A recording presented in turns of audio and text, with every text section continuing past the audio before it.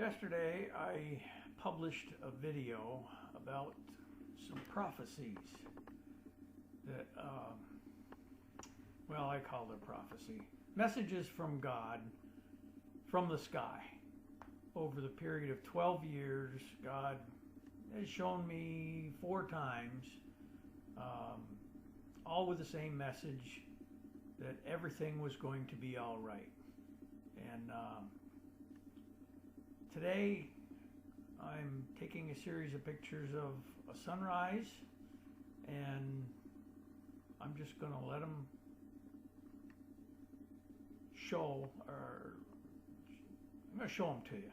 All 100 and whatever pictures, 180 pictures, or 212 pictures. And as you watch, these are in sequence as I took them. Just pay attention to what you see, and when you get to the end, I'm going to allow you to interpret what you saw. And then I'll tell you what I saw and how it related to me and how it related to what God was telling me. So enjoy. A lot of beautiful pictures here, but take note of everything that you see as you're going through the pictures.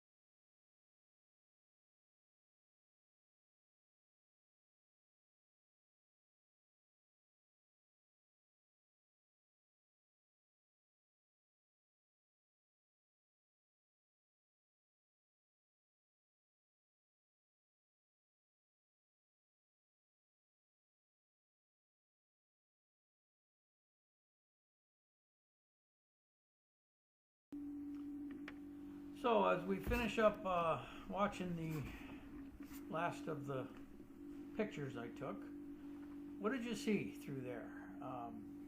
I just watched through all the pictures myself in sequence as we're transitioning from one picture to the other, and I kind of saw, gee, there's like 3 things going on at the same time. You know, here's a sunset over there, and then you get distracted with some birds, and you go back to the sunset, and then, gee, yesterday the sunset, or the sunrise, I should say, was interpreted as, you know, the world events, what's going on. And then towards the end, we saw the deer, and that reminded us of our commission to reach the world for Christ and to bring salvation to lost souls. And this one has got birds, and here even hot air balloons. And how does any of this have to do with each other? And why, you know, why are we doing? Why are we even looking? Is there supposed to be a message in here? You know, life goes on. This is just life. But to me, as I was watching, the sunrise represented to me our normal life. This is why I'm here this morning taking pictures, is because I'm expecting a message from God, and this sunrise is what I've been experienced with over the last few days. And yeah, there's been a couple birds here and there in the last few days, but the sunrise was the normal life. The birds earlier in this series, to me, was distractions, because I was focused on the sunrise, and every once in a while the birds would come by, and I'd say, I wonder if that's going to be significant, because the deer were significant and the goats were significant in the last video, so maybe the birds are significant here too. And as I got closer and closer towards the end, there were more and more of one kind of bird, and that's the Canada geese, right there. And they were coming and accumulating on my backyard. And they came in groups of about 30, and by the time it was done, I counted them all, and there were 300 geese there. And the 2 hot air balloons were coming at the same time. And as I was watching them accumulate, I said, birds in the Bible, at least in Revelation, represent... Well, let's just read Revelation 18:2 from the King James Bible. And he cried mightily with a strong voice, saying, Babylon is fallen, and has become the habitation of devils, and the hold of every foul spirit, and a cage of every unclean and hateful bird. Gee, some birds are related to devils and unclean spirits and foul spirits. And gee, all these birds are being brought together that maybe they represent the devils and the unclean spirits. Let's look at what the Bible considers unclean birds. If we look in the Bible, we find that some birds are considered clean, those that eat seeds, and some are considered unclean, those that eat carrion, like the vulture, the eagle, the predator birds that eat meat, kill animals to eat. And the geese, according to the Jewish tradition, are clean birds, though some people argue with that.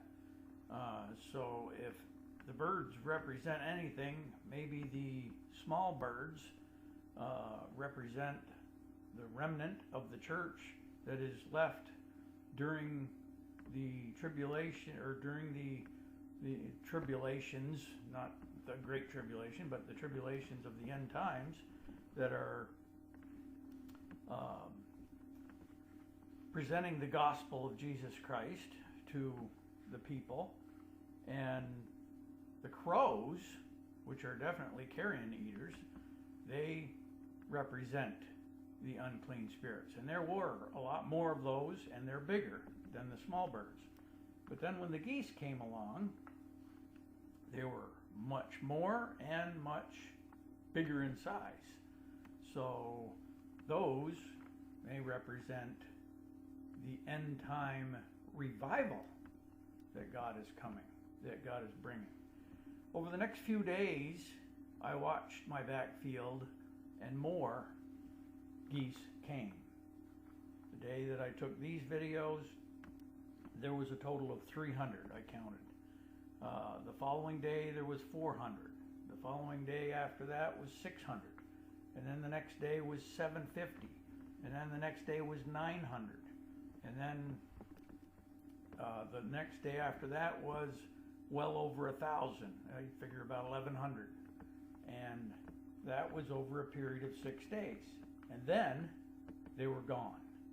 They flew south for the winter. Yeah, there was a few stragglers over the next couple days. Very, very few, like less than 30. So God's end time revival, if we're going to have this prophecy represent that end time revival, it starts off with a few faithful remnant, represented by the small birds that were fewer in number at the beginning, and they're winning souls individually. Then, amongst intense attack by Satan's minions and the left-wing mobs and political leaders, the revival will ramp up. Maybe the 6 days represents how long this revival will last. And in the Bible, a day represents a year in prophecy. So I would say if it represents the revival, and this prophecy, or this vision that I had is a prophecy, it represents 6 years of revival. And notice that over the 6 days, the number of geese got bigger and bigger and bigger and bigger. So the revival would become stronger and stronger and stronger over the period of 6 years. And there were over 1,000 birds at the end.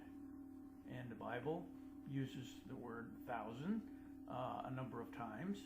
The 1,000-year reign of Christ, which doesn't necessarily mean 1,000 years, but could mean an indefinite multitude of years.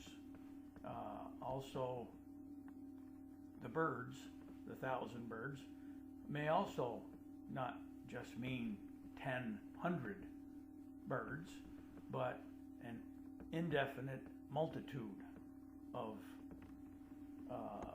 souls won during the revival. And certainly with billions of people on earth, if we only had 1,000 in the revival, that wouldn't be much of a revival. But untold multitudes will be saved in the revival, and I would consider that to be millions or maybe even billions with a B. And that is what over 1,000 geese on the field meant to me. And then after that, the few birds that came over the next few days is, you know, the major revival is over, but there's still people that will get saved after that. It's just not in great numbers. So this is a hopeful prophecy, a hopeful vision that I saw. A hopeful was a vision. It was a real event that I'm interpreting as a word from God. And the beast and the false prophet, indicated by the balloons, is part of it. And they will be tossed into the bottomless pit, along with all those crows, or with those, what the crows represent, the minions, the demons, and the powers. All right, that's it for today.